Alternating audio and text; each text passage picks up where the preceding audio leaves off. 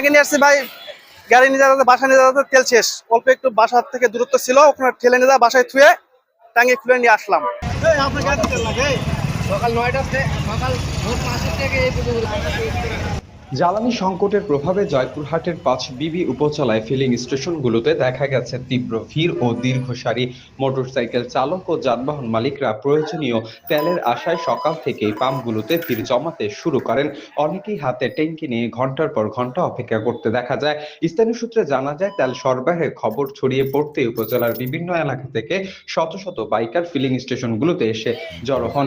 এতে পাম্প এলাকা জুড়ে দীর্ঘ লাইনের সৃষ্টি হয় এবং জনদুর্ভোগ আরো বাড়ে। ট্যাঙ্কি নিয়ে আসছি ভাই, গাড়ি নিয়ে যাওয়াতে বাসা নিয়ে যাওয়াতে তেল শেষ, অল্প একটু বাসা থেকে দূরত্ব ছিল, ওখানে ঠেলে নিয়ে যাওয়া বাসায় থুয়ে ট্যাঙ্কি খুলে নিয়ে আসলাম। কারণ তেল আসে পাওয়া যাচ্ছে না, খুব ভঙ্গাটে দিতে পড়া যাচ্ছে। ভাই 200 টাকার তেল পেলাম। বিশেষ করে ছিলাম না বেশিক্ষণ, কিন্তু সবাই ট্যাঙ্কি নিয়ে আসা থেকে হয়তো একটু সাপোর্ট করে দিল একটু আগে। হ্যাঁ, তাছাড়া বহুত দূর পর্যন্ত ছিল, এখান থেকে একবারে গরুহাটি পর্যন্ত সিরিয়াল ডবল লাইন, আমি দেখে আসলাম। আসে একটু 200 টাকার তেল পেলাম ভাই। তেলের দাম বাড়লে আমরা মধ্যবিত্ত ঘরের স্বল্প আমরা বাইক চালাতে পারবো না। এমনিতে মনে করেন যে কষ্ট করে তেল নিতে হচ্ছে, আমাদের তেলের দাম বেড়ে যায়, তাহলে আমরা কিভাবে চলাফেরা করবো? এ পর্যন্ত বিশৃঙ্খলা হয়নি। আমরা 3000 লিটার পেট্রোল পেয়েছি, অকটেন পাইনি, এবং 6000 লিটার ডিজেল পেয়েছি আজকের জন্য।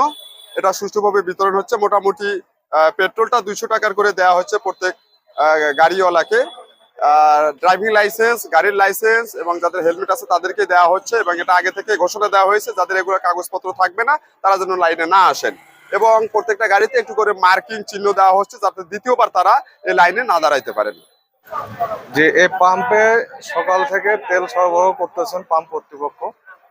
এখানে তেল সরবরাহকালে আইন শৃঙ্খলা পরিস্থিতি স্বাভাবিক আছে এবং সুশৃঙ্খলভাবে মানুষ পাম্প কর্তৃপক্ষ যেভাবে তেল দেওয়ার নিয়ম, সেই নিয়ম মাফিক তেল বিতরণ করতেছেন। বর্তমানে এখন পর্যন্ত কোনো সমস্যা তৈরি হয়নি।